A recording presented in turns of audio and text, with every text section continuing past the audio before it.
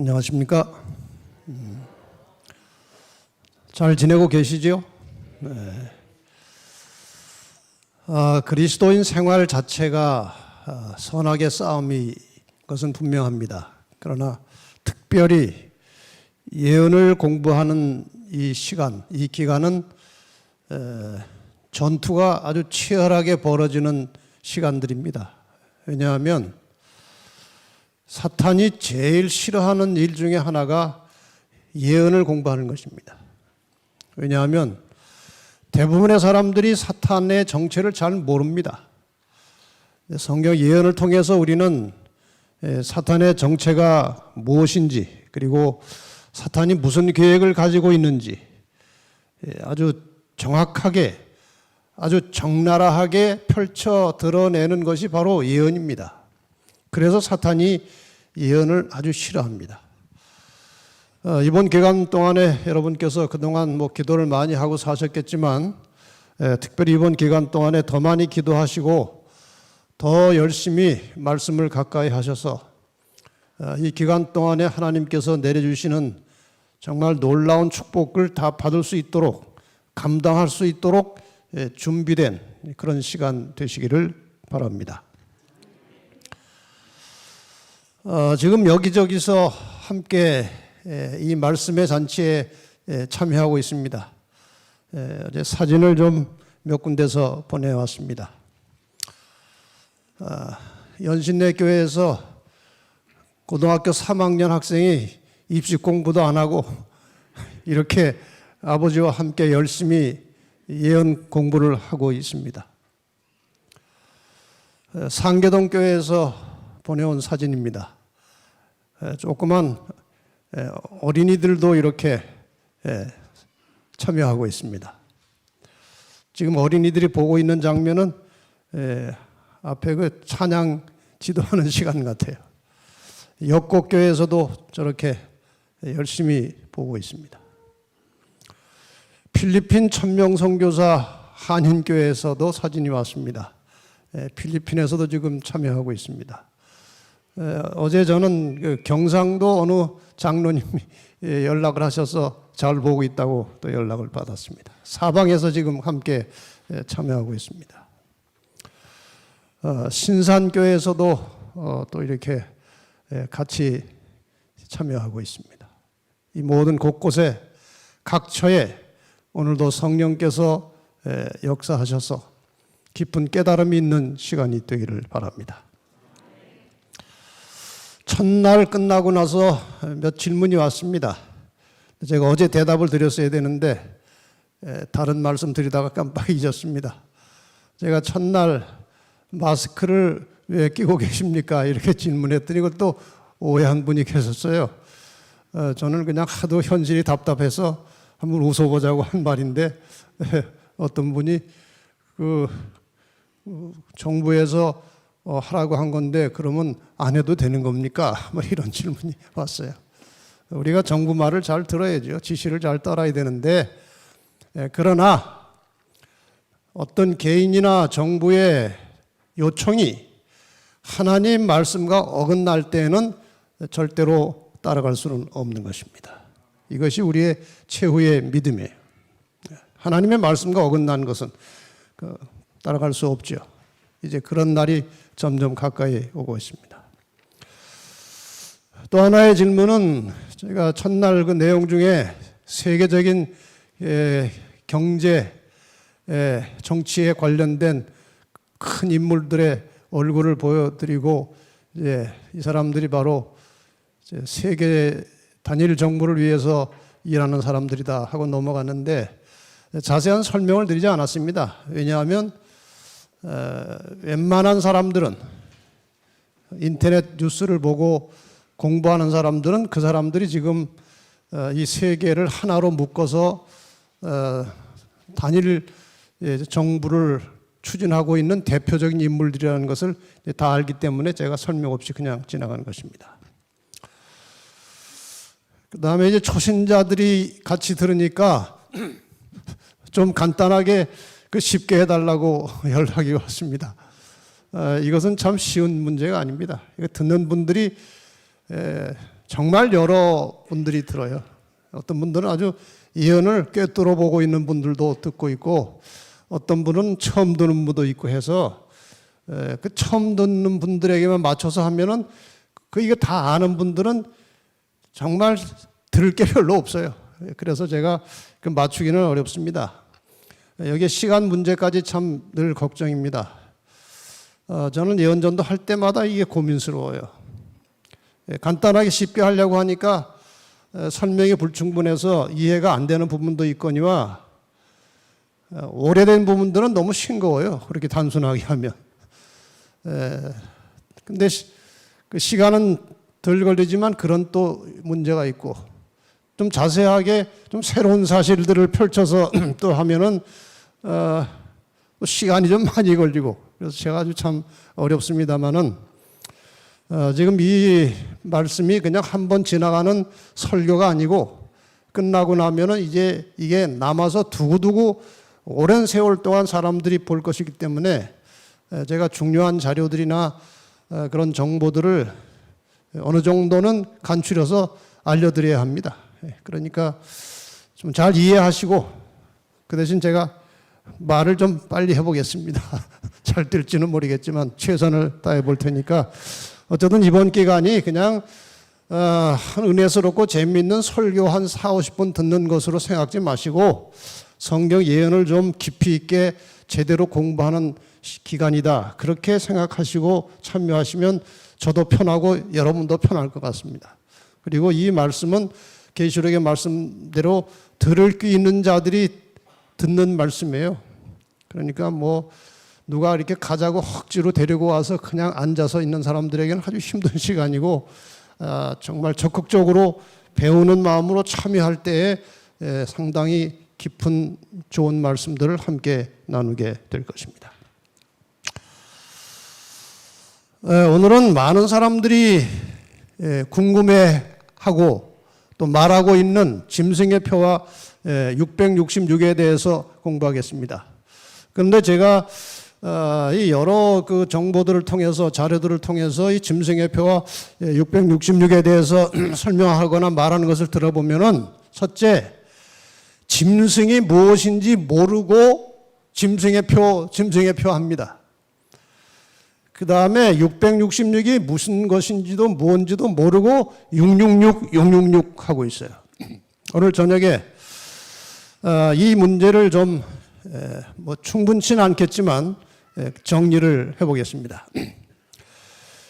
요한계시록의 노른자 같은 부분이 계시록 12장, 13장, 14장입니다. 이게 아주 중심적인 성경 예언입니다. 이 세 장의 관련성을 제대로 이해하면 계시록 공부가 아주 쉬워집니다. 그래서 먼저 이제 오늘 13장 공부하고 내일 14장 공부하고 금요일에 다 이제 종합해서 12장으로 이제 정리를 하려고 합니다. 그러니까 미리 제가 12장, 13장, 14장의 전반적인 흐름과 개요를 도표로 설명을 먼저 드리겠습니다. 그러니까 잘 이해하시고 넘어가면 되겠습니다.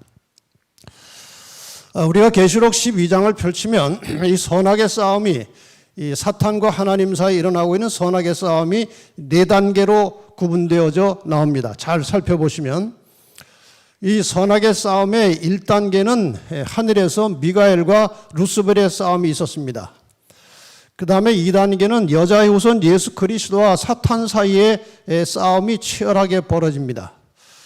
그 다음에 여자의 후손이 이 땅에 오셨다가 이제 십자가에서 구원을 이루시고 하늘로 올라가신 다음에 이 땅에 교회가 남게 됩니다. 그래서 이 세 번째 싸움은 교회를 세상이, 그리고 타락하고 배도한 교회가 이제 공격을 합니다. 교회 역시 타락하고 또 연약해집니다. 그리고 하나님의 말씀에 멀리 떠나게 됩니다. 그런데 마지막 부분에 하나님의 계명에 충실한 남은 자손이 태어나게 되는데, 이 남은 자손을 용과 짐승이 공격하는 장면이 계시록 13장에 나옵니다.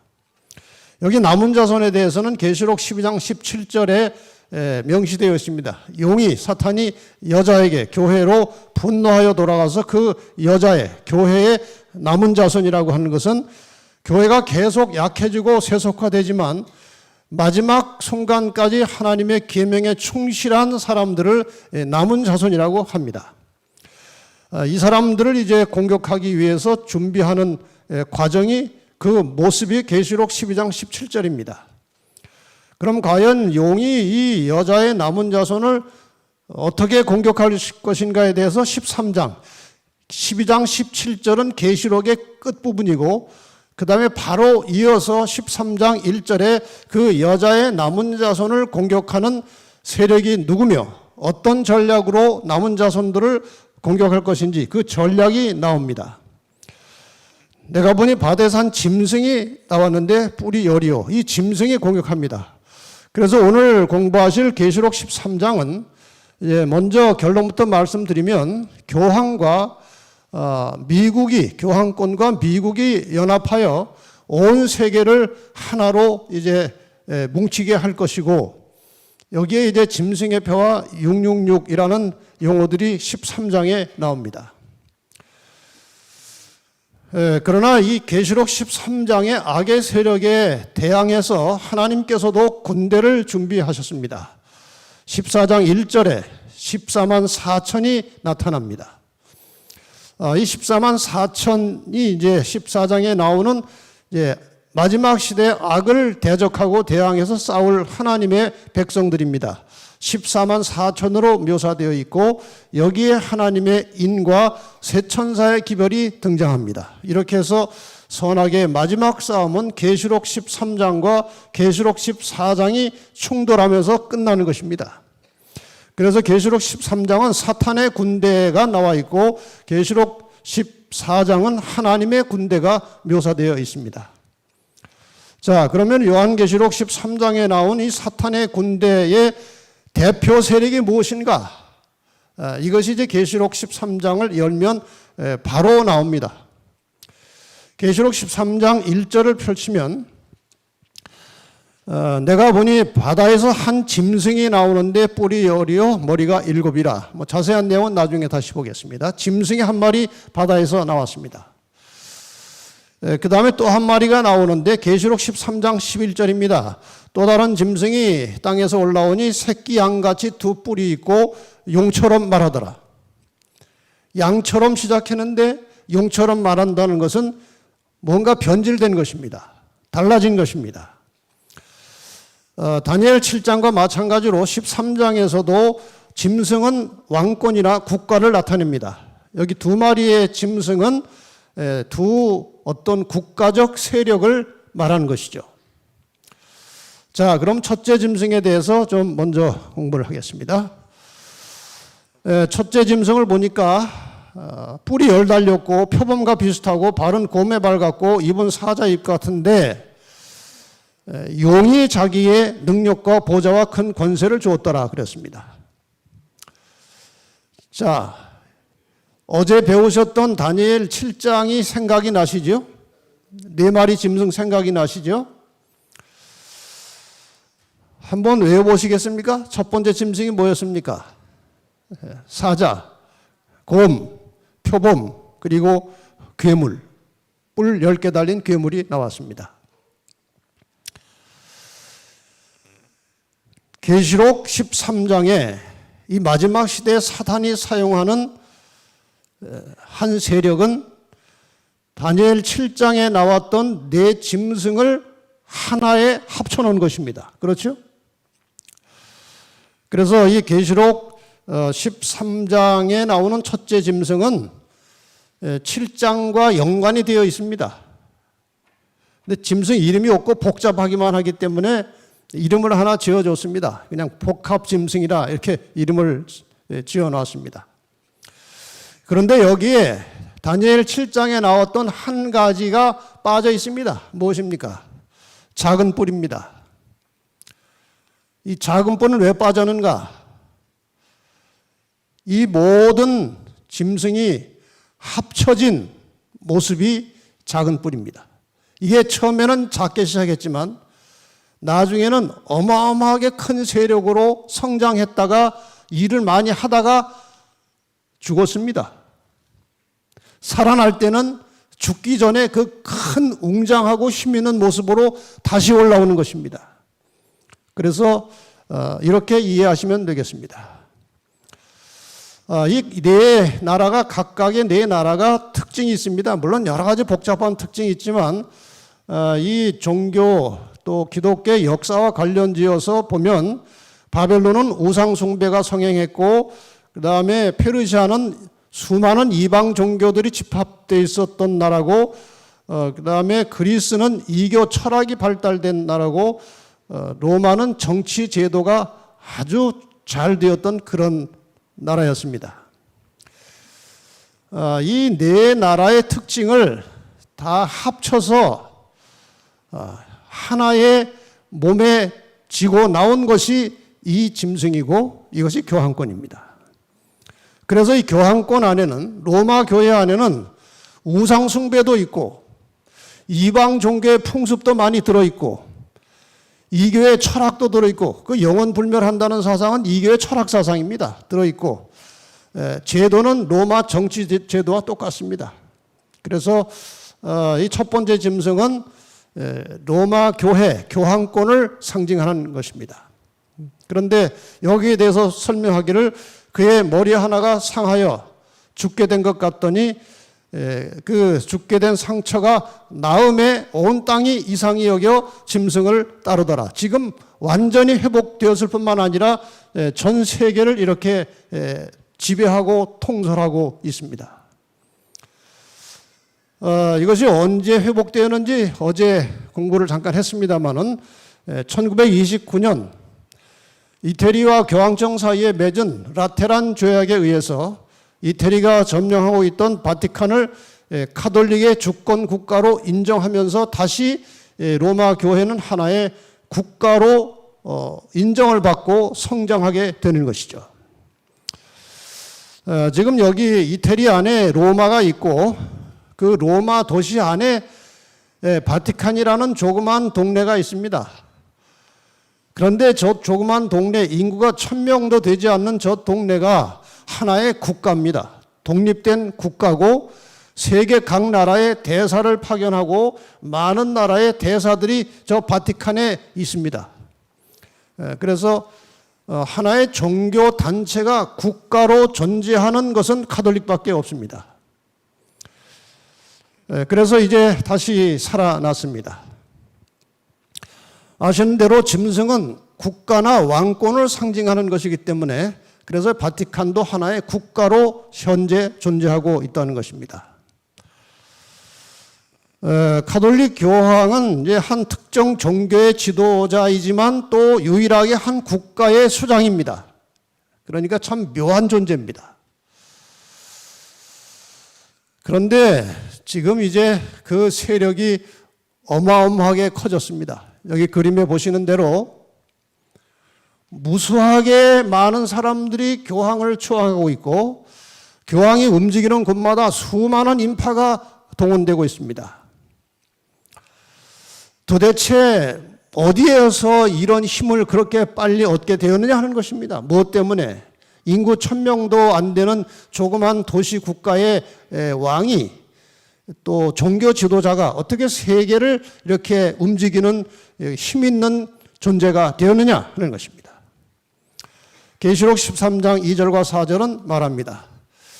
용이 자기의 능력과 보좌와 큰 권세를 그에게 주었더라. 지금 이 지상은, 이 지구는 사탄이 임시로 관리하고 지배하고 있습니다. 사탄이 권력을 줄 수도 있고 뺄 수도 있어요. 사탄이 부를 줄 수도 있고 망하게 할 수도 있습니다. 그런 일을 사탄이 하고 있어요. 그런데 그 사탄이 그에게, 이 첫 번째 짐승에게 힘을 주고 능력을 주었다는 것입니다. 용이 짐승에게 권세를 주므로 그 첫 번째 짐승을 말하는 것입니다. 용에게 경배하며 짐승에게 경배하여 가로되 누가 이 짐승과 같으뇨 누가 능히 이로 더불어 싸우리요. 감히 누가 이 교황의 권세에 대항할 수 있느냐 그 말입니다. 이 교황이 지금 현대 사회에서도 얼마나 큰 영향력을 미치고 있는지에 대해서 한 가지 예를 들겠습니다. 2015년 9월 달에 이 프란치스코 교황이 쿠바를 방문했습니다. 쿠바가 어떤 나라인지 여러분이 잘 아십니다. 이 쿠바를 방문하고 나서 타임 잡지에 기사가 하나 나왔습니다. 쿠바 문제에서 기후변화 의제에 이르기까지 프란시스 교황은 세계 외교 무대에서 바티칸의 영향력을 다시 행사하고 있습니다. 이제는 미국으로 그 영향력을 확대하고 있습니다. 미국까지 지금 깊은 영향을 미치고 있다는 것입니다.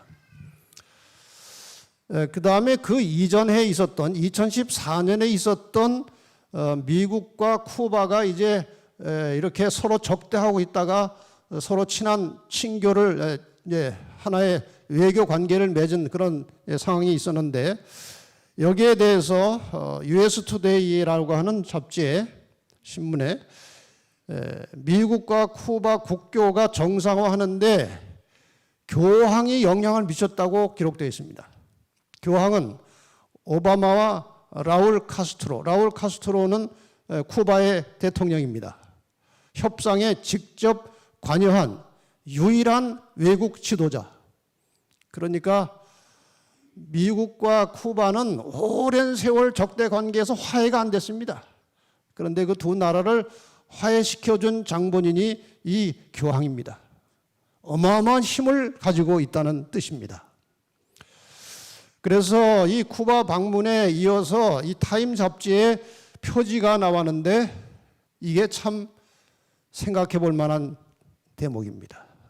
The New Roman Empire. 새로운 로마 제국이라고 하는 제목으로 교황을 묘사했습니다. 여러분, 이것을 그냥 넘어갈 일이 아닙니다. 웬만한 사람들은 그냥 넘어가지만 예언을 공부하는 사람들의 입장에서는 그냥 넘어갈 일이 아닙니다. 여기 종아리를 잘 보시기 바랍니다. 어느 나라입니까, 종아리가? 로마예요. 종아리가 철로 되어 있어요. 이 철이 어디까지 뻗어 있습니까? 발까지 뻗어 있습니다. 세상 끝까지 뻗어 있다는 말입니다. 그렇죠? 이 발이 철과 진흙으로 되어 있었습니다. 그러므로 로마를 상징하는 종아리의 철이 발가락까지 이어지는 것은 로마가 세상 끝날까지 남아있을 것을 상징하는 것입니다. 그 다음에 이 네 짐승에 있었던 10뿔 사이의 작은 뿔도 마찬가지입니다. 이 로마를 상징하는 넷째 짐승의 이가 뭘로 되어 있었어요? 철로 되어 있었고, 이 교황권을 상징하는 작은 뿔이 어디에 붙어 있습니까? 로마를 상징하는 머리에 붙어 있습니다. 그러니까 로마 제국은 망한 것이 아니고 로마 교회라고 하는 탈을 쓰고 역사의 마지막에 다시 나타났습니다. 그런데 이 예언을 잘 모르는 타임 잡지의 기자가 로마 제국이 나온 것 같다, 이렇게 표현한 것입니다. 아주 정확하게 예언이 성취된 것입니다. 그래서 로마가 새로 부활했다, 이런 말이 나오기까지 된 겁니다. 실제로 이 바티칸 암살단이라고 하는 책에 보면은 이런 내용이 나옵니다. 교회가 타락하면서 로마 제국의 정신이 교회로 이양되었다. 제국의 정신이 교회로, 카톨릭 교회로 넘어갔다는 것입니다. 그 교회는 점차적으로 그것이 정복했던 그 제국의 특성, 로마 제국의 특성을 발전시켜 갔다. 얼마 후에 로마 제국은 무너졌다. 그러나 로마는 세계 권력으로서 카톨릭 교회라는 이름으로 다시 생명을 얻었다. 로마가 다시 살아난 것입니다. 로마의 교황들은 로마 시저의 상속자들이자 계승자들이었다.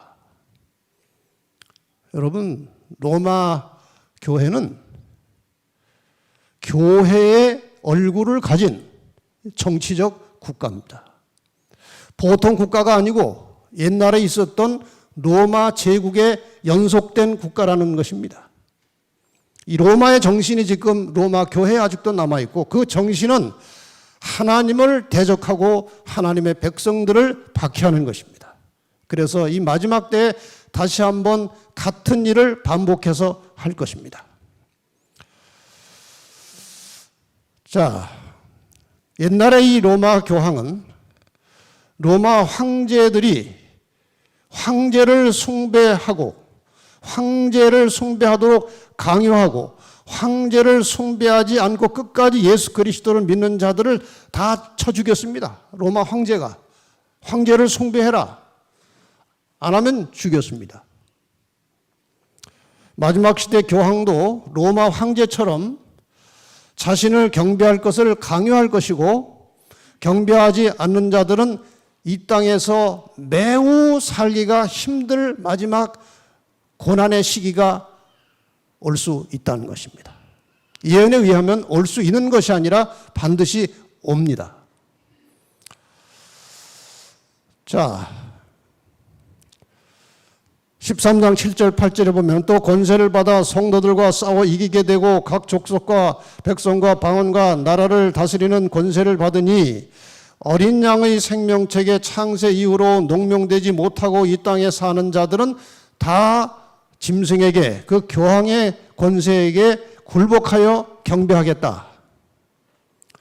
이 말씀을 보면 종말에 가서 온 세상 사람들은 둘로 나누어집니다. 생명책에 이름이 기록된 자들과 아니면 교황권에 굴복하여 숭배하고 경배하는 자들, 둘 중에 하나입니다. 여러분 어디에 서시겠습니까?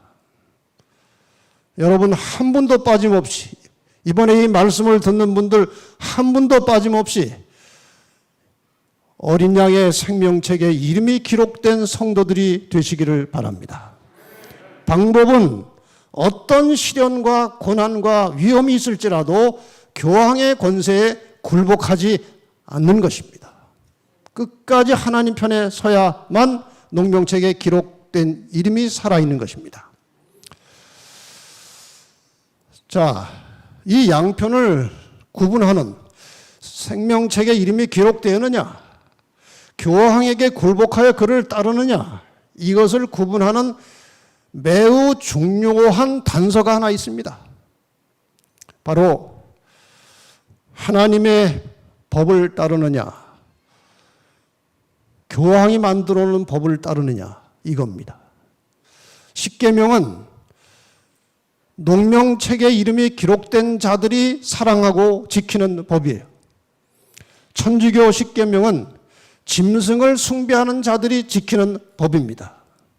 둘 중에 하나를 선택할 수밖에 없습니다. 중간지대는 없어요. 나는 천주교 십계명을 따르지만 예수님을 철저하게 믿고 있다. 아닙니다. 예수님을 철저하게 믿고 있다면 하나님의 법을 철저하게 따라야 하는 것입니다. 이것이 법칙이에요. 그래서 이 마지막 시대에 이름이 농명책에 기록된 자들과 짐승을 숭배하는 자들을 구별하는 아주 뚜렷한 증거가 두 계명 중에 어느 계명에 순복하느냐가 결정하는 것입니다. 자, 이제 교황의 권세가 세상을 지배하게 될 것인데 교황은 군사력이 없습니다. 인구가 1000명도 안 돼요. 아주 조그만 상계동보다 조그만 동네입니다. 군대 없어요. 그런데 일을 해 나가다가 말로 하다가 안 되면은 뭘 써야 됩니까? 그 어머니들이 말이에요. 애들이 뭐 해라 해다 말을 하다 안 들으면 그다음에 뭐가 나가요? 회초리가 나갑니다. 회초리. 마찬가지 원리입니다. 이 교황의 권세가 세상에게 이제 앞으로 많은 것들을 강요할 것입니다. 숭배하라, 지켜라 할 겁니다. 안 지키고 안 하면 어떻게 됩니까? 무력을 써야죠. 근데 본인 무력이 없어요. 옛날에 중세 시대에도 교황은 무력이 없기 때문에 자기의 힘을 구축해 나가는 과정에서 동로마의 힘을 빌려서 세력을 키워나갔습니다. 마찬가지로 이 역사의 마지막에 교황권은 무력을 가진 한 도움이 필요한데 그게 바로 새끼양 같은 짐승이에요. 내가 보면 또 다른 짐승이 땅에서 올라오니 새끼양같이 두 뿔이 있고 용처럼 말하더라. 시작은 순수합니다. 양같이 순수한 모습. 이것이 청교도들이 세웠던 미국의 초기의 모습 아닙니까? 그런데 말은 모처럼 하겠다고 그래서 나중에 변질돼 가지고 용처럼 하겠다. 저 그림은 지구상에 여기밖에 없어요. 여러분이 좀 이해를 쉽게 하기 위해서 제가 우리 직원에게 부탁해가지고 만든 것입니다. 저렇게 순수하게 올라와서 양처럼 보이지만 용처럼 말하는 세력, 미국입니다. 틀림없이 미국입니다. 자, 유럽의 종교 박해를 피해서 이주한 청교도들에 의해서 세워진 그 순수했던 개신교 국가 미국이 마침내 변질돼서 사탄의 일을 할 것입니다. 그 사탄의 일은 먼저 나왔던 첫 번째 짐승 교황권을 후원하고 지원하고 도와서 교황권이 이 세상을 향해서 하고 싶은 모든 일들을 할 수 있도록 옆에서 뒷바라지하고 도와주는 나라가 바로 미국이 될 것이라, 그런 예언입니다. 자, 12절 보면은 저는 두 번째 나온 짐승입니다. 먼저 나온 짐승, 첫 번째 짐승의 모든 권세를 그 앞에서 행하고 땅과 땅에 거하는 자들로 처음 짐승에게 경배하게 하니 곧 죽게 되었던 상처가 나은 자니라. 얼마나 확실합니까? 미국이 모든 권세를 그 앞에서 행하고 이 세상 모든 사람들로 하여금 처음 나온 짐승, 그 교황의 권세에 굴복하고 경배하도록 하는데 그 짐승이 바로 죽게 된 상처가 나은 자라고 묘사하고 있습니다. 이게 바로 교황권입니다. 자, 과연 이 미국이 어떤 과정을 거쳐서 이 교황과 하나가 될 수 있는가, 도울 수 있는가, 외교 관계를 맺을 수 있는가? 미국은요, 헌법상으로 교황청 바티칸과 외교 관계를 맺을 수 없도록 되어 있습니다. 그런데 희한한 일이 벌어진 것입니다. 1992년 2월 24일자 타임 잡지에 이건 그 당시도 아닙니다. 한 10년 전에 대통령이었던 레이건하고 그 당시 교황이었던 요한 바오로 2세 얼굴이 나오고 제목은 Holy Alliance, 이건 거룩한 동맹이라는 뜻입니다. 그런데 기사 내용을 보면은 1992년 근처에서 일어난 일이 아니고 10년 전에 1982년 그 당시 교황 요한 바오로 2세와 미국 대통령 레이건이 바티칸 교황청에서 극비리에 만나서 거룩한 동맹을 맺은 후에 이 동맹이 무엇인가 하면은 동구 공산권을 무너뜨리자는 동맹을 맺은 것입니다. 이 동맹에 의해서 이 동맹을 맺은 이후에 소련을 중심으로 한 동구 공산권이 아주 쉽게 다 무너져 버렸습니다. 미국과 교황권이 힘을 모으니까 공산주의가 그냥 단 몇 년 만에 다 무너졌습니다. 제가 요즘에 어제 말씀드린 대로 국제 정치에 관한 강의를 종종 듣습니다. 거기서 한 가지 배운 것이 있는데 이겁니다. 양국이 서로는 친밀한 관계가 아니라도 적이 같으면 동맹국이 될 수 있는 것입니다. 적이 같으면 동맹할 수 있어요. 바로 공산주의는 미국의 적이고 교황청의 적이었습니다. 그래서 동맹을 맺어서 공산주의를 무너뜨렸다는 것이죠. 요즘 여러분 여기서 뭘 보십니까? 1982년에 매우 중요한 세계사적인 사건이 일어나는데 그것이 10년 동안 어떤 언론도 말하지 않았습니다. 숨겨져 있었어요. 비밀을 지켜준 것입니다.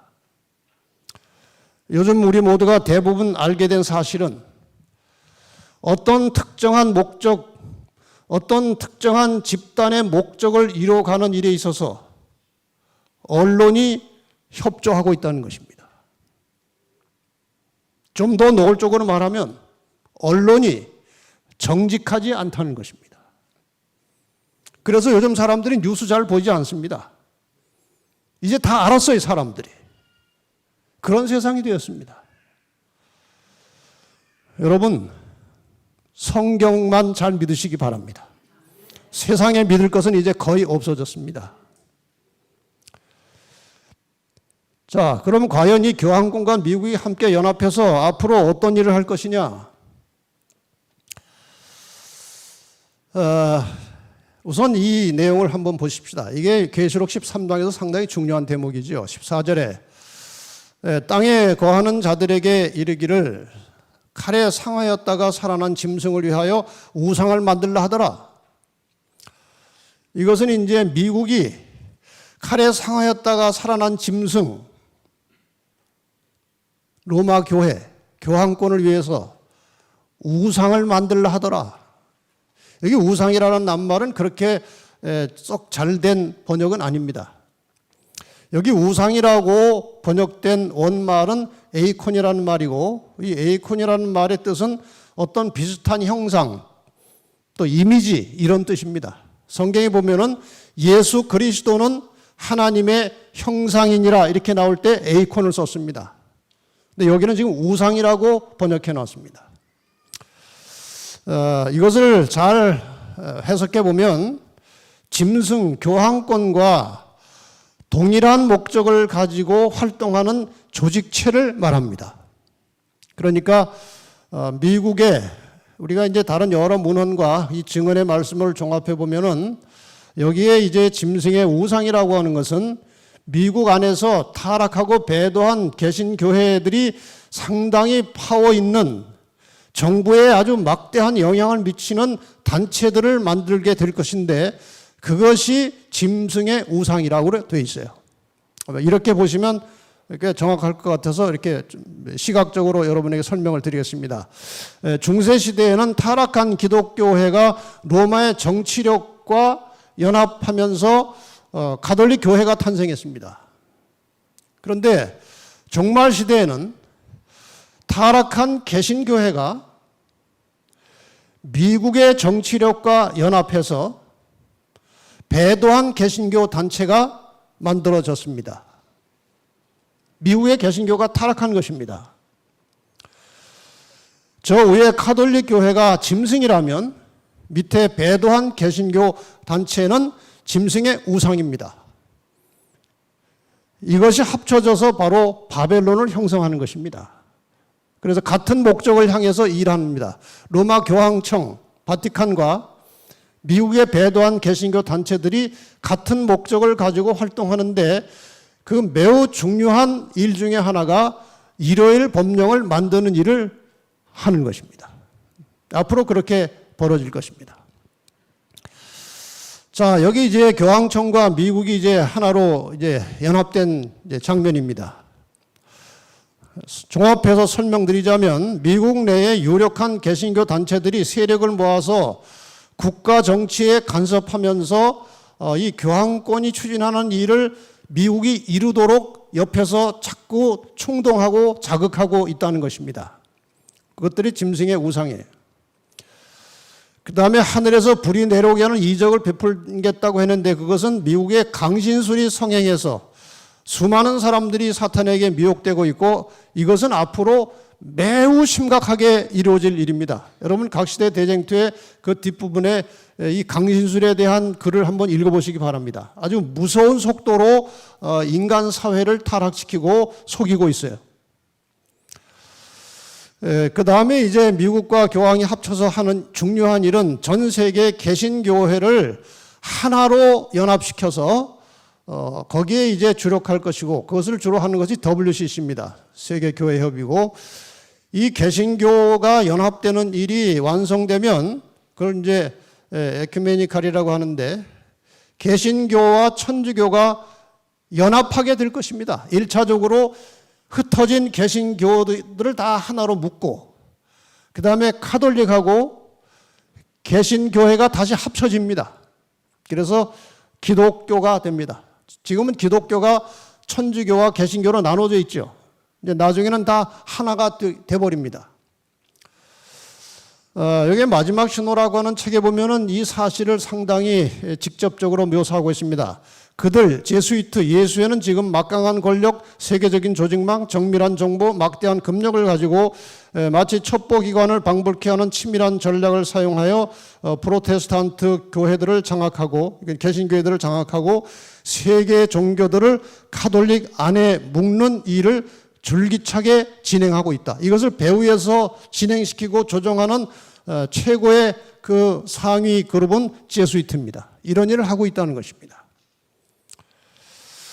그래서 이제 기독교가 통일이 되고 나면 그 다음에는 이제 교황을 중심으로 해서 세계 다른 각 종교들, 뭐 이슬람교, 불교, 뭐 유대교 이런 모든 종교들을 하나로 연합시켜서 종교 통합을 이룰 것입니다. 이것을 에큐메니칼이라고 하는 것입니다. 그 모든 종교의 수장으로서 교황을 경배하도록 할 것이며 그 경배일을 천주교 계명에 명시된 일요일로 할 겁니다. 이렇게 되면 이제 매매를 금지하는 일까지도 할 수 있는 가능성이 열린다는 것이죠. 결국 종교를 중심으로 정치, 경제, 군사, 정보, 교육, 문화 이런 세상의 모든 것들이 하나의 사회주의적 세계 단일 정부로 만들어가는 것이 이 사람들의 꿈이에요. 그래서 이 과정을 주도하는 사람들의 그 사진을 제가 첫날 쭉 보여드린 것입니다. 일이 지금 진행되고 있다는 것이죠, 현재. 아주 노골적으로. 그전에는 뒤에 숨어서 했습니다. 그런데 코로나가 생긴 이후로 아주 노골적으로 그 일을 진행하고 있다는 것입니다. 예, 종교들이 이제 거의 하나로 합쳐져 가고 있습니다. 종교연합은 이미 다 합의는 돼 있고 이제 선언할 때만 나왔습니다. 사실 2020년 5월에 네덜란드의 이 종교 지도자들이 다 모여서 종교 통합을 선언하는 행사를 세레모니를 하려고 했었습니다. 코로나 때문에 연기가 되었습니다. 준비는 다 돼 있어요. 우리나라도 이제 교황이 왔을 때에 참 묘하게 모든 종교 지도자들이 교황을 중심으로 한 자리에 모였습니다. 이것이 지금 세계적인 추세고 사탄이 이끌어가고 있는 하나의 경향입니다. 그리로 가고 있어요. 자, 그래서 지금 이 세상에는 종교, 정치, 모든 것 중심에 교황이 있습니다. 교황이 모든 것의 중심이에요. 정치에도 교황이 중심이에요. 결국 데살로니가후서 2장 4절에 나온 대로 저는 대적하는 자라 범사에 일컫는 하나님이나 숭배함을 받는 자 위에 뛰어나 자존하여 하나님의 성전에 앉아 자기를 보여 하나님이라 하느니라. 벌써 오래전에 사도 바울이 장차 세상 종말에 교황이 하나님 노릇할 것을 이렇게 예언적 안목으로 기록해 두었습니다. 이것이 오늘 우리의 현실이 되어 가고 있다는 것이죠. 자, 그러면은 도대체 짐승의 표는 무엇이고 짐승의 표를 받는다는 것은 무엇인가? 짐승의 표를 알려면 짐승이 무엇인지 먼저 알아야 됩니다. 계시록 13장의 주인공인 짐승은 첫째 짐승을 말하는 것이고 지금까지 설명한 대로 그 첫째 짐승은 바로 로마 교황권을 가리키는 것이었습니다. 그래서 이 계시록 13장의 첫 번째 나오는 짐승을 적그리스도를 교황으로 보지 않고 공산주의라든가 다른 그 무엇으로 해석을 하면요, 그 다음에 나오는 모든 예언을 올바르게 해석할 수가 없고 풀리지가 않습니다. 혼란만 있을 뿐입니다.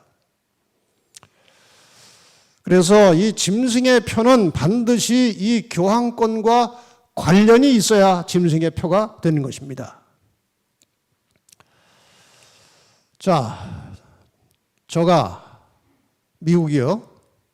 모든 자, 곧 작은 자나 큰 자나 부자나 빈곤한 자나 자유한 자나 종들로 그 오른손에나 이마에 표를 받게 하고, 이 표 받는 일도 누가 주도합니까? 미국이 하는 것입니다. 그러면 과연 이 짐승의 표, 즉 교황권을 상징하는 표시가 무엇인가, 그걸 찾아야 돼요. 짐승의 표에서 짐승이 교황권이라면 이 교황권을 상징하는 표시가 무엇인가 찾아서 그것이 짐승의 표입니다. 짐승의 표를 받지 않으면 매매를 못하게 한다는 것은 무슨 뜻일까요? 이 교황권의 권위에 굴복하지 않으면 앞으로 상거래를 할 수 없다는 것이고 생존이 불가능함을 말하는 것입니다. 우리가 진정한 그리스도인이라면, 마지막 시대의 남은 자손이라면 이런 날이 올 것을 예측하고 있어야 합니다. 대비하고 있어야 합니다. 그런데 이런 상황에서 무슨 인간적인 계획과 노력을 가지고 피하고 극복하고 살아남는다는 생각은 거의 불가능합니다. 이것은 전적으로 여호와 하나님을 의지하는 자만이 넘어갈 수 있는 장벽입니다. 우리 인간이 할 수 없어요. 당장 목숨이 위태로운데 우리가 할 수 있는 일이 뭐가 있겠습니까? 그래서 오늘 우리는 하루하루를 하나님의 뜻대로 살아가는, 하나님만 의지하고 살아가는 그런 믿음을 연습하고 훈련하고 살아야 된다는 것입니다. 그래야 마지막 고비를 넘어갈 수 있어요. 자, 어차피 이 세상을, 물론 긴 기간은 아니겠지만 잠시 지배하게 될, 사탄으로부터 보좌와 능력과 권세를 받아서 세상을 지배하게 될 마지막 권세, 교황의 권위에 굴복하지 않으면 고난과 핍박은 피할 수 없는 것입니다. 그래서 우리는 여기에 대비해서 매일 기도하고 날마다 반석 되신 그리스도 위에 굳건히 서서 믿음과 신앙을 지키며 살아가는 그러한 삶이 필요한 것입니다. 많은 사람들이 짐승의 표가 뭔지 잘 모르니까, 그 옛날에는 이 바코드가 짐승의 표다 그랬어요. 그 다음에 짐승의 표는 레이저를 가지고 뭐 이마에 이렇게 쏴서 표 받는다, 이런 말도 있었습니다. 최근에는 우리 몸에 심기 위해서 지금 많은 세계의 그 파워 엘리트 그룹에서 집요하게 연구하고 노력하고 있는 아주 작은 칩, 인간의 몸속에 집어넣어가지고 인간을 통제할 수 있는 그런 칩이 짐승의 표다, 이렇게 또 요즘은 많은 사람들이 말하고 있습니다. 또 요즘에는 이런 말까지 있습니다. 666 짐승의 표와 코로나 백신 맞으면 표 받는 거다, 이렇게 하는 사람도 있어요.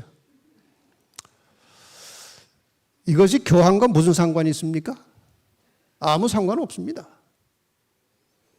짐승의 표는 교황권과 직접 관련을 가져야 합니다.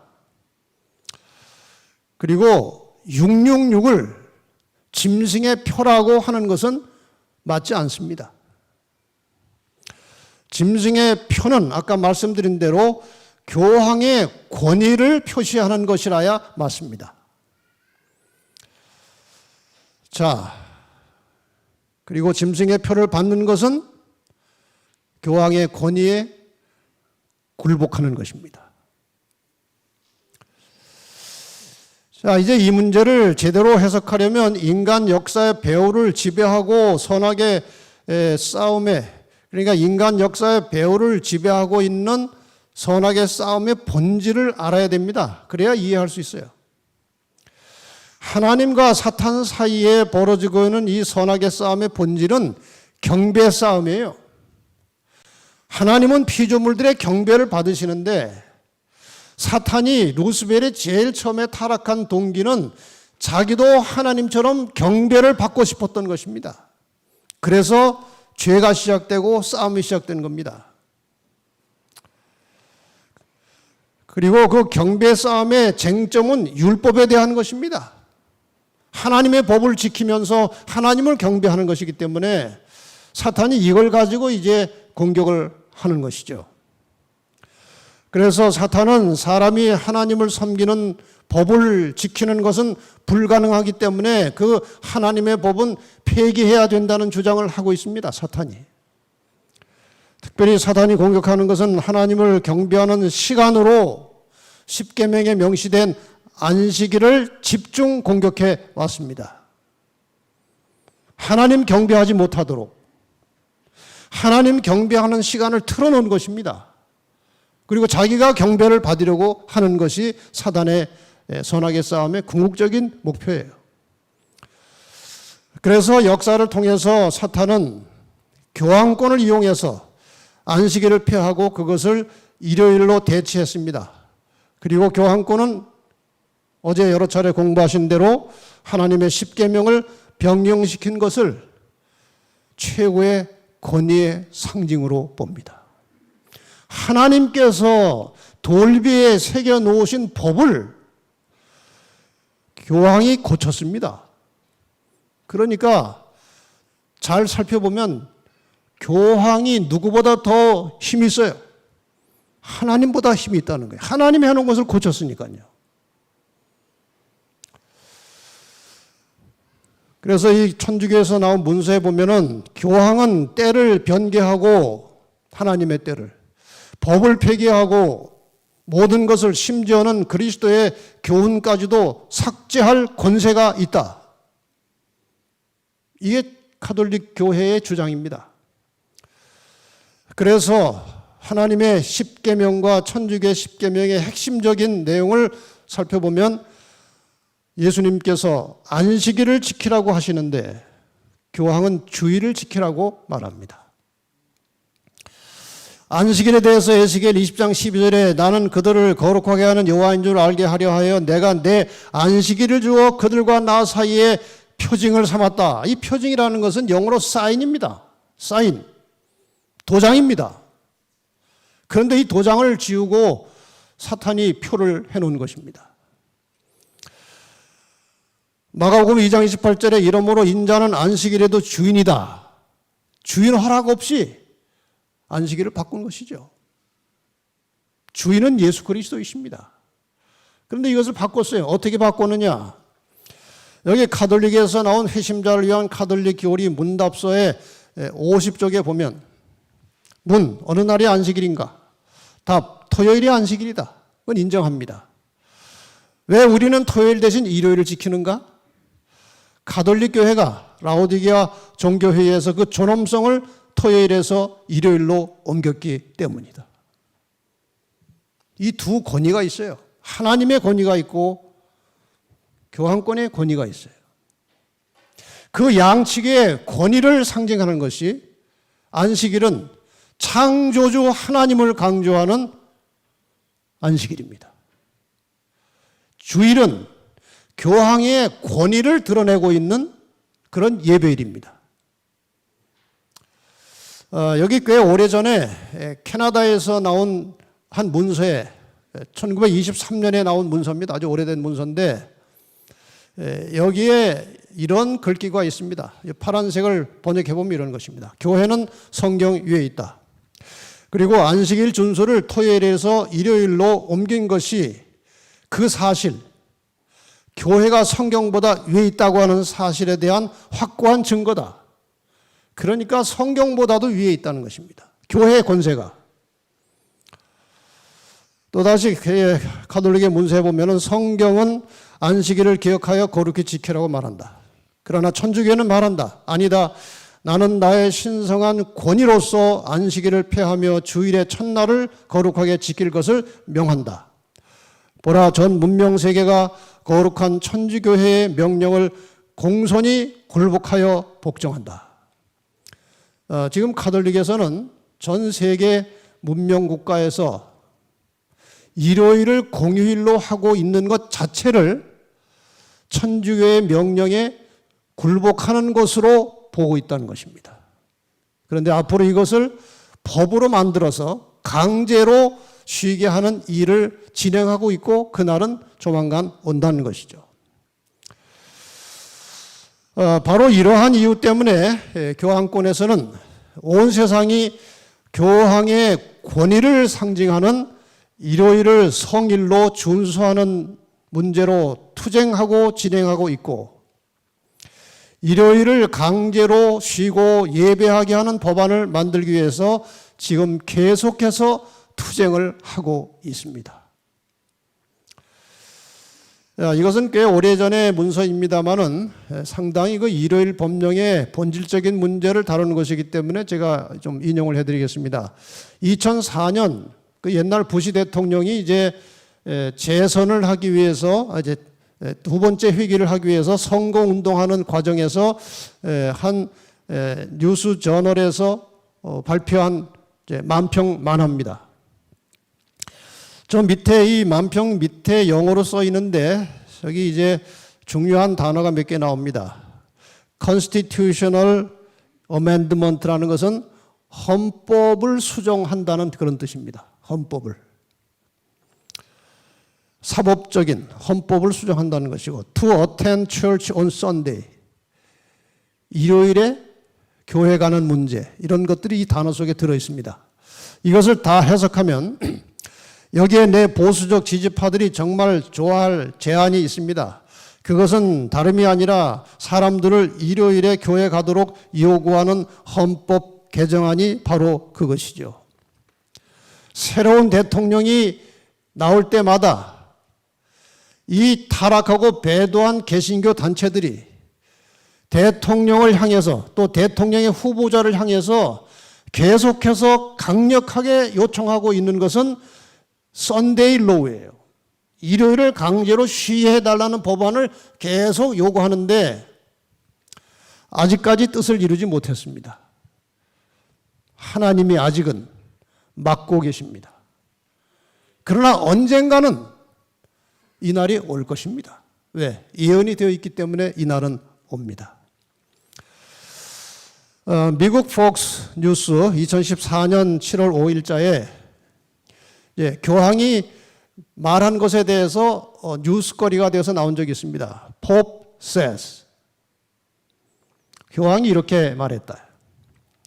교황, 일요일에 일하는 것은 가족과 친구 관계에 부정적인 영향을 미치며 인생의 우선순위는 돈이 아니라 사람이어야 합니다.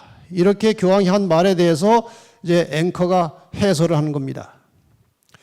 프란치스코 교황은 누구나 일요일을 지켜야 한다고 말합니다.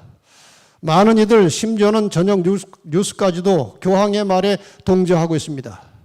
교황은 가족, 친구, 그리고 하나님을 위해 일요일을 보내야 하는 것이야말로 진정한 자유라고 말하고 있습니다. 다시 말해 주중 내내 일하고 일요일에도 일하는 것은 삶에 부정적인 영향을 미친다는 것입니다.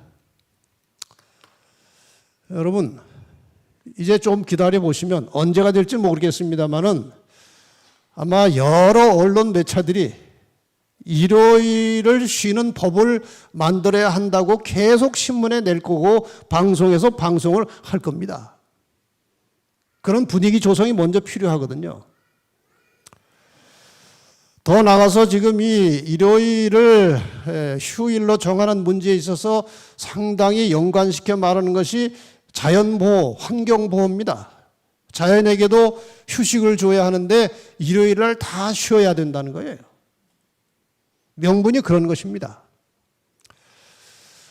그런데 우리가 이 코로나 시대를 맞이하면서 일요일 법령이 얼마든지 가능하다는 것을 이제 어렴풋이 느끼기 시작한 것입니다. 코로나 이후에 국가나 정부가 국민들을 통제하고 감독, 감시할 수 있는 저항할 수 없는 명분이 만들어지지 않았습니까? 마스크 쓰라니까 써야 돼요. 교회 집회 50명 이하, 좀 큰 교회는 100명 이하 이렇게 제한하면 들어야 하는 것입니다. 지금 우리가 다 그 말을 듣고 있는 거 아닙니까? 여기 다 나오시지 못하고 일부만 오셨고 마스크 쓰고 있어요. 국민들은 초기에 이러한 일에 대해서 불만을 토로하고 저항했지만 여러 달이 지나면서 점점 이 통제와 간섭 강요에 길들여지고 있습니다. 그전에는 저는 미세먼지 있을 때도 마스크를 잘 안 꼈어요. 근데 요새는 아주 습관이 돼가지고요. 주머니에 넣어가지고 다녀요. 혼자 다닐 때는 안 쓰지만 엘리베이터 탈 때는 꼭 꺼내서 씁니다. 그전에는 자꾸 잊어버렸어요. 주머니에 이 마스크 넣는 걸 자꾸 잊어버렸어요. 그런데 요새는 안 잊어버리고 잘도 집어넣어요. 왜 그래요? 길들여진 거예요. 이렇게 돼가는 것입니다, 사람이. 그동안 일요일법이 연기된 것은 사람들의 정서와 저항 때문이었는데 이제 그런 문제가 서서히 해결되고 있지 않습니까? 그전에 한때 미국에서 젊은이들 가운데 일요일 법령 없다고 그랬어요. 이렇게 자유로운 세계에 무슨 일요일 강제법이 있느냐고 상당히 많은 젊은이들이 외쳤습니다. 재림교회 청년들이.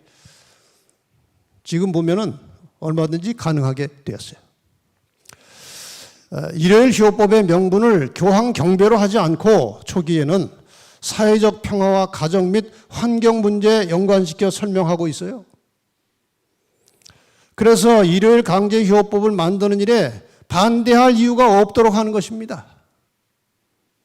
지금 요즘에 이 공개적으로 일요일 법령을 추진하는 명분을 보면요, 자녀 보호, 자녀들 다 일요일 날 집에 있게 하라는 거예요.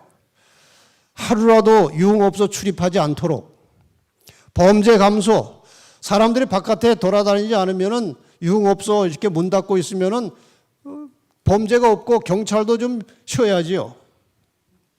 구걸하는 노숙자도 그날은 길거리에 사람이 없으니까 노숙도 못할 것이고 구걸도 못할 것이고, 가정회복, 부모들은 일주일에 하루를 가족과 예배에 참석하고 가족 혹은 친구들과 평화롭게 보낼 수 있지 않느냐. 탄소 배출 감소, 전 세계적으로 일요일에 다 쉬고 자동차 안 움직이면 휘발유 등 화석연료 사용이 감축되고 탄소 배출량이 감소되고 환경 개선에 좋은 영향을 주는 게 아니냐. 그리고 평화유지, 세계 질서와 평화유지, 그리고 경제력 회복이다. 이 얼마나 건설적인 명분입니까? 가정과 사회에 유익한 것으로 일요일 썬데이 로를 설명하기 때문에 여기에 순응하지 않는 사람들은 우리 사회의 안정과 행복을 파괴하는 사람으로 간주해서 상당한 징벌을 받게 된다는 것이에요, 법적으로. 그런데 일요일 법령을 제가 지금 상세하게 설명할 시간이 없습니다. 혹시 더 자세하게 공부하고 싶은 분은 유튜브에 들어가셔서 일요일 법령과 7재앙이라는 설교를 들으시면 일요일 법령에 대해서 제가 상세하게 여기다 설명해 두었습니다.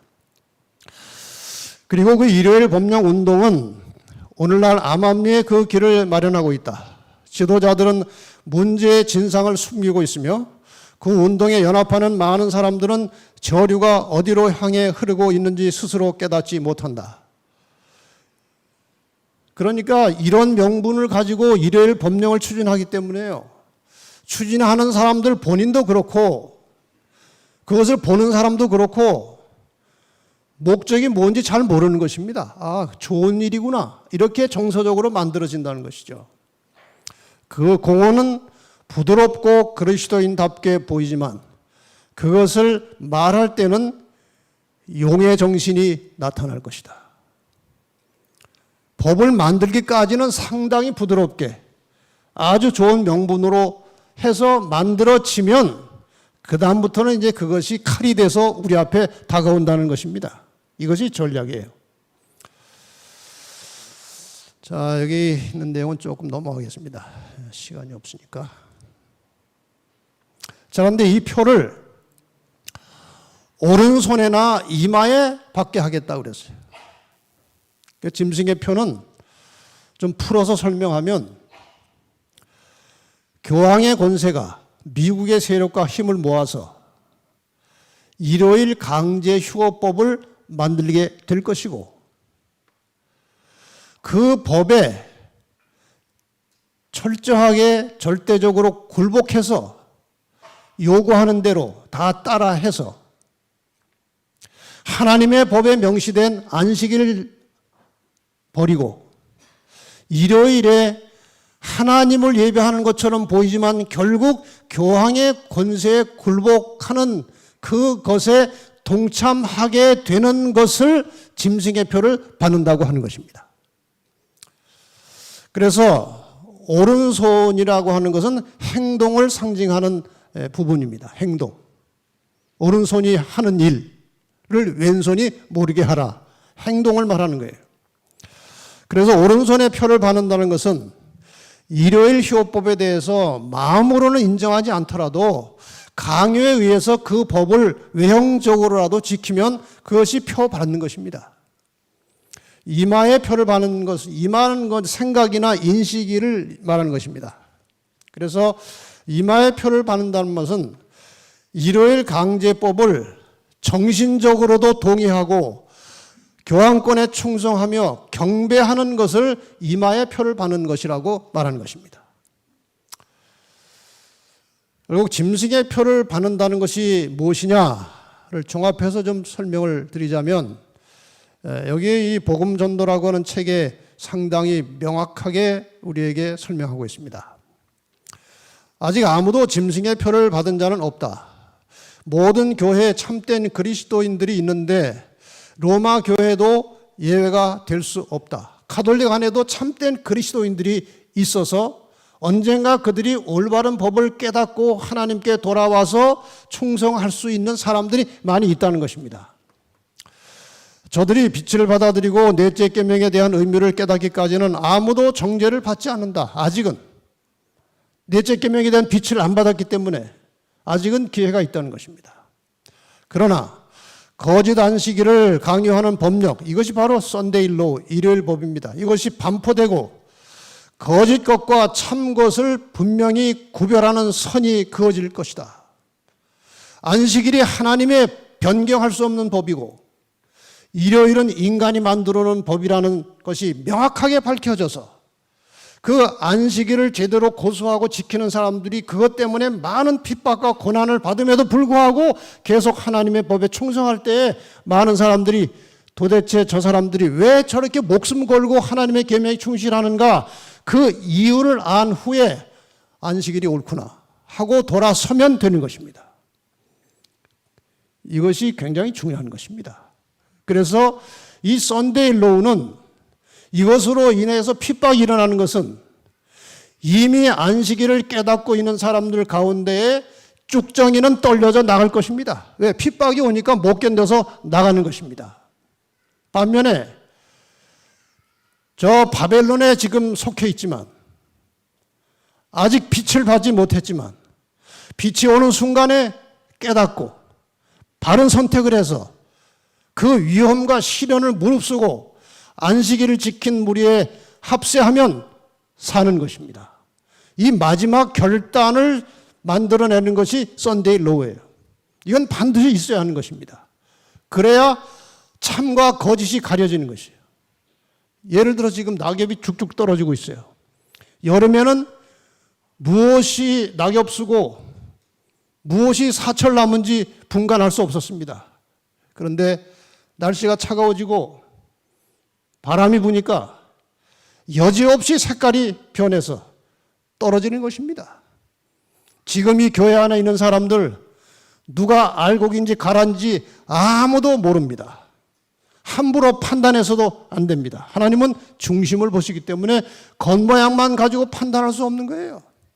그러나 일요일 법에 의해서 하나님의 법에 충실하게 사는 사람들처럼 보이는 이 남은 교회가 핍박을 받기 시작하면 쭉정이가 드러날 것입니다. 알곡만 남게 될 것입니다. 이 알곡만 남은 교회에 성령이 충만하게 임할 것이고 큰 소리로 세상을 향해서 외칠 때 많은 백성들이 돌아올 것입니다. 이것이 마지막 사건이에요. 이것을 지금 하나님께서 계획하고 계시는 거예요. 자, 지금 세상의 많은 사람들이 교황을 존경하는 수준을 넘어서 마치 신처럼 모셔가고 있습니다. 죽임을 당한 어린 양의 생명책에 창세 이후로 농명되지 못하고 이 땅에 사는 자들은 다 짐승에게 그 교황의 권세에 경배할 것이다. 교황에게 경배한다는 것이 무엇이냐? 몇 가지 정리해 드리겠습니다.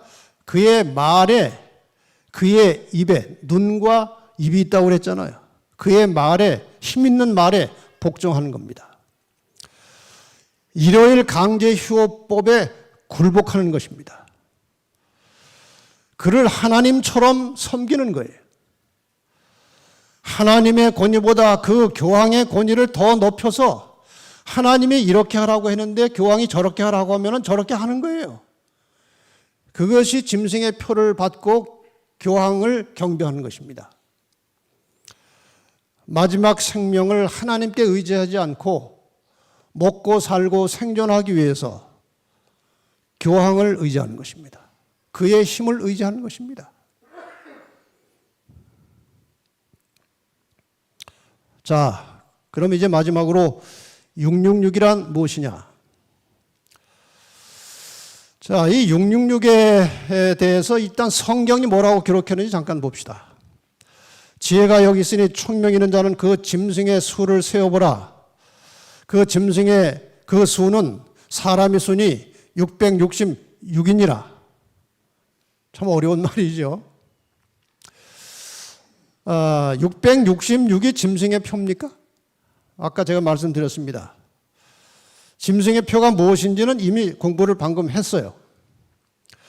본문을 잘 읽어보시면 666이라는 숫자는 첫 번 나온 짐승이 누구인지 확인하는 표시예요. 이름을 수를 세보라. 그가 수가 666이다 이거예요. 자, 다시 말하면 이 첫 번째 나온 짐승과 두 번째 나온 짐승이 연합해서 무슨 일을 할 것인지 13장에 쭉 다 나왔습니다. 그 다음에 그 주인공 첫 번째 짐승이 누구인지 마지막으로 확인할 수 있는 단서가 666이에요. 자, 그래서 짐승의 표 666이라고 하는 것은 666이 짐승의 표가 아니고 방금 말씀드린 대로 666은 짐승이 누구인지를 확인하는 마지막 단서로 주신 것입니다. 그럼 666이 실제 수인가 상징 수인가? 어떤 사람은 실제 수라고 그럽니다. 어떤 사람은 상징 수라고 그럽니다. 그러나 결론은 똑같아요. 그래서 제가 두 가지 다 잠깐 설명드리겠습니다. 실제 수로 해석하는 경우는 이런 것입니다. 여기 666에 대해서 나오는 13장 18절을 현대어 성경에서 보면은 이 숫자의 뜻을 풀 수 있는 사람 풀어보십시오. 짐승의 이름을 숫자로 표시하면 666이 됩니다. 짐승의 무엇을? 이름을. 자, 교황들이 공통적으로 사용하는 이름이 있습니다. 그 공식 칭호가 있는데 그것이 라틴어로 Vicarius Filii Dei라고 하는 것입니다. 어떤 사람들은 이 이름이 교황이 사용하는 3층 멸류관에 이 이름이 써 있다고 하는 사람도 있고 없다고 하는 사람도 있어요. 근데 제가 오래된 문서를 뒤져서 이 가톨릭에서 나온 오래된 문서를 들춰보니까 써 있고 뜻까지 다 나와 있어요. 근데 요새는 또 그건 없다고 그럽니다. 그러나 그것이 있건 없건 상관없어요. 여기 비카리우스라고 하는 말에서 나온 영어 단어 비커라고 하는 단어를 사전에서 보면 이것을 대문자로 써서 Vicar of Jesus Christ 하면은 그리스도의 대리자, 교황을 말하는 것으로 되어 있으며 이 단어 자체가. 그러니까 이 왕관에 그 말이 써 있든지 안 있든지 간에 교황들이 공통적으로 쓰는 이름 중에 이름 하나가 Vicarius Filii Dei이고 이것은 하나님의 아들의 대리자라는 뜻입니다. 그 이름을 다 가지고 있어요. 그래서 이 관에 있든 없든 간에 어쨌든 그 이름이 있는데 그것이 비카리스 필리데이고 이것을 이 문자를 숫자로 표시하는 숫자의 가치가 있는 문자들이 있어요. 그래서 이 V자는 5지요. X자는 10이죠. 이렇게 해서 이것을 풀어보면 그리고 다 더하면 666이 됩니다. 정확하게. 그래서 그 이름의 수를 합치면 666이라고 해서 상징으로 안 하고 실제로 해석해도 666이 나옵니다. 자, 그러면 상징으로 해석할 경우는 무엇이냐? 여기 본문 그대로 보면은 그 짐승의 이름이라고 하는 말이 빠져 있고 짐승의 수를 세보라 그 수는 사람의 수니 666이니라 이렇게 되어 있습니다. 그런데 15장 2절에 여러분이 보시면은 그 이름의 수라는 말이 나옵니다. 사실적으로 이렇게 나와 이름의 수라고 나옵니다. 짐승의 수는 사람의 수고 그가 666이다. 그러나 하나님께서 사용하시는 숫자는 7입니다. 이게 하나님 숫자예요. 그래서 7에서 하나가 모자라는 6은 사탄의 수 혹은 사람의 수고 이것이 3개가 겹치면 승리한다는 뜻입니다. 6이 3개가 겹치면 사탄이 이긴다. 세속적 세력이 이긴다는 뜻이고 말씀드린 대로 하나님의 수, 완전수 7이 3개가 겹치면 하나님이 이기신다. 하나님의 백성들이 승리한다. 그런 뜻입니다. 그래서 여기에서 짐승은 하나님의 숫자 7, 다시 말해서 하나님을 대적하는 사람, 육의 세력, 즉 첫 번째 짐승이 상징하는 교황권을 말합니다. 짐승은 여기서 교황권을 말한다는 것을 여러 차례 설명을 드렸습니다. 그가 잠시 세속의 권한을 행사해서 666 승리하는 것처럼 보일 것이지만 마침내 하나님의 백성들이 승리하고 영원한 나라를 얻게 될 것이다. 이것이 666의 결론입니다. 그래서 결국 666이 무엇인가를 결론적으로 말씀드리면 666을 실제 수로 만들어 적용하든지 상징적으로 적용하든지 간에 그것은 첫 번째 짐승을 가리키는 것입니다. 그리고 첫 번째 짐승은 하나님을 대적하며 배도하고 타락한 인본주의 신앙을 주도하는 로마 교회 조직체 혹은 교황권을 가리키는 것입니다. 자, 다시 한번 이 사진을 보십시다. 4절에 용이 짐승에게 권세를 주므로 사탄이 첫 번째 짐승 교황권에게 권세를 주므로 용에게 경배하며 짐승에게 경배하여 여러분 이 말을 잘 보세요. 교황의 권위에 굴복해서 경배하는 것은 곧 누구를 경배하는 거예요? 용을 경배하는 것입니다. 사탄을 예배하는 것입니다. 사탄의 최종적인 목표는 예배를 받는 거예요. 근데 직접 나타나지 않고 교황을 통해서 자기가 예배를 받는 겁니다. 그리고 짐승의 우상에게 경배하지 아니하는 자는 몇이든지 다 죽이게 하더라. 예배를 하도록 강요할 것입니다. 어느 날에 하나님 예배하는 토요일 말고 교황이 바꾸는 일요일에 예배하도록 강요할 것입니다. 그리고 그 예배를 하지 아니하는 자는 몇이든지 다 죽이게 하더라. 다시 말하면 강제로 경배하게 하겠다는 것입니다. 사탄의 평생 소원은 경배를 받는 것입니다. 예수님한테까지 자기에게 절하라고 하지 않았습니까? 그게 사탄의 소원입니다. 경배받는 것이. 그것이 안 되니까 죽이겠다고 협박을 하면서까지 경배하라고 강요하지 않습니까? 안 되니까 강압적으로 하는 것입니다. 이것이 바로 선악의 싸움, 경배 싸움, 그리고 율법의 마지막 싸움의 장면입니다. 이것이 다니엘서에 상징적으로 이미 나와 있어요. 여러분이 보시는 대로 두라 평지에 우상이 세워졌습니다. 짐승의 우상을 만들었듯이 두라 평지에 우상이 세워졌습니다. 그리고 느부갓네살이 왕에 세운 금신상에게 절하라, 경배하라고 요청했습니다. 이때 다니엘 세 친구의 모습, 이것이 역사의 마지막에 참 백성 하나님의 남은 자손들의 모습이에요. 왕께서 우리를 풀무불에 집어넣는다 할지라도 절 안 하면 죽인다고 했지 않습니까? 왕께서 우리를 거기에, 우리가 절 안 하면 왕께서 우리를 풀무불에 집어넣는다고 해도 우리 하나님이 우리를 극렬히 타는 풀무 가운데서 능히 건져내시겠고, 그리 아니하실지라도 안 건져주셔도 절 안 합니다. 여러분, 다니엘서는요, 종말의 책입니다.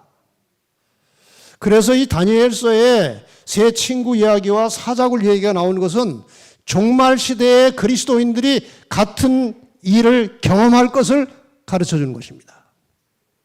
두라 평지에 우상이 세워졌듯이 마지막 시대에 짐승의 우상이 세워질 것이고, 두라 평지의 우상에게 경배를 강요당했듯이 짐승의 우상에게 경배하는 일을 강요당할 것입니다. 똑같은 상황이에요. 그때 살아남는 길은 다니엘 세 친구와 같은 믿음을 갖는 것입니다. 불문불 속에 집어 던졌습니다. 살았어요? 죽었어요? 살았습니다. 죽을 각오를 하니까 살았어요. 나중에 고백합니다. 하나님 밖에는 다른 신을 섬기지 아니하며 그에게 절하지 아니한 종들을 구원하셨도다. 종말의 시대에 우리가 끝까지 하나님 편에 충실하면 그가 우리를 구원하실 것입니다. 자, 이제 마지막 시대에 우리는 다시 한번 다니엘과 같은 경험, 그 세 친구의 경험을 반복할 것입니다. 여기에 해당하는 데는 말씀이 시편 37편 12절로 나오는 말씀이에요. 악인이 의인치기를 꾀하고 향하여 그 일을 가는도다. 주께서 저를 웃으시리니 그날의 이름을 보심이로다.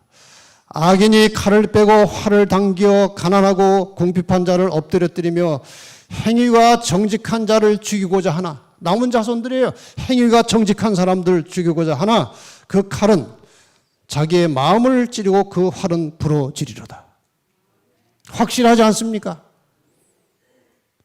하나님이 우리를 살려주신 것입니다. 네.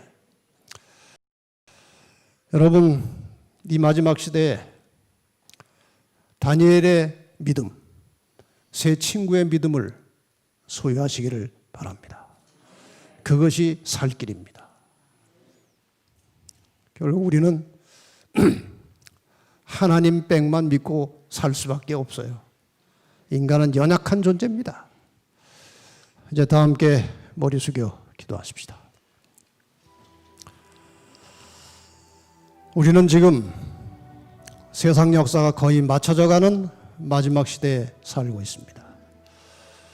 금년 초에 시작된 코로나19는 주님 오실 때가 되었다고 큰 소리로 외치고 있습니다.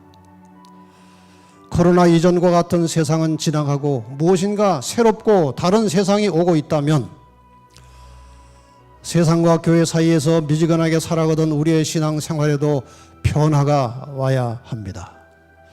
획기적인 변화가 와야 하고 버릴 것은 버려야 하는 단호한 결단이 필요합니다. 우리의 모든 삶이 오직 예수 중심, 말씀 중심의 생활로 바뀌어야 합니다. 우리의 생활 방식이 재림을 준비하고 승천을 준비하는 구조로 전환되어야 할 것입니다. 이제 장차 구원받을 성도들에게 조만간 다가올 시련과 위기를 극복하고 승리하려면 매일 매순간 육으로 살지 아니하고 성령의 능력으로 살아가는 훈련이 필요합니다. 다니엘과 그 세 친구가 가지고 있던 죽음을 초월한 백절불굴의 믿음을 가져야 합니다. 오늘 이 말씀을 들은 사랑하는 모든 성도들을 하나님께서 눈동자처럼 보호하시고 지켜주시고 인도해 주셔서 안전하게 하늘까지 이르게 되기를 바랍니다. 주님, 오늘 저녁에 마지막 시대에 어떤 일이 있을 것이고 우리가 그날을 대비해서 어떤 믿음을 가지고 살아야 될지를 예언의 말씀을 통해서 보여주시고 가르쳐 주셔서 감사합니다. 세상에 대한 애착과 사랑을 포기하게 하여 주시옵소서. 오직 주님만 바라보게 하시고 오직 말씀으로만 살아가는 주님의 신실한 백성들이 되게 하여 주시옵소서.